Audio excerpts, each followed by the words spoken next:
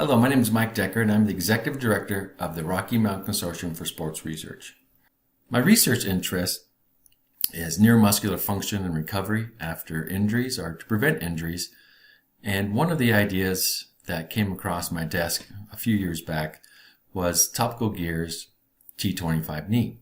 So the first step of trying to investigate the effects of the product in female collegiate soccer athletes was to get the approval of the strength and conditioning department as well as the head coach. So I asked them to provide me with 3 of the most at-risk young athletes for an ACL injury and meet me down in the training room.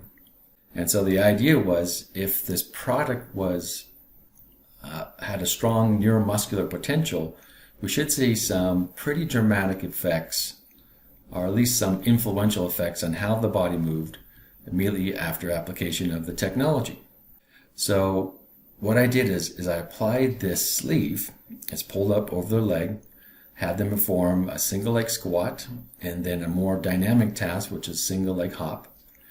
After they performed those 2 tests, I put in the technology of the product, and that was simply just 2 what we call buttresses that applied topical pressure to the medial quadricep muscles, the VMO, and the medial hamstring muscles.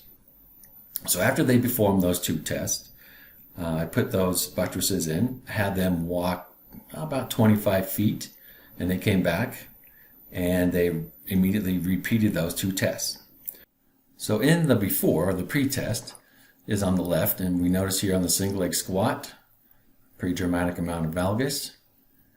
And then on the right, the after, a really minimal amount of valgus. So now if we synchronize them together, we can see how they synchronize in time, and pretty dramatic immediate effect of the product. So we decided, let's look at something a little more dynamic. Here's the before, pretty dramatic valgus, and here's the after, less valgus and looks like a little bit more control.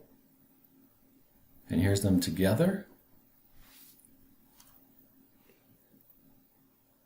So immediately after those tests, the head coach and the strength conditioning team was interested in using the product for training in their collegiate female athletes.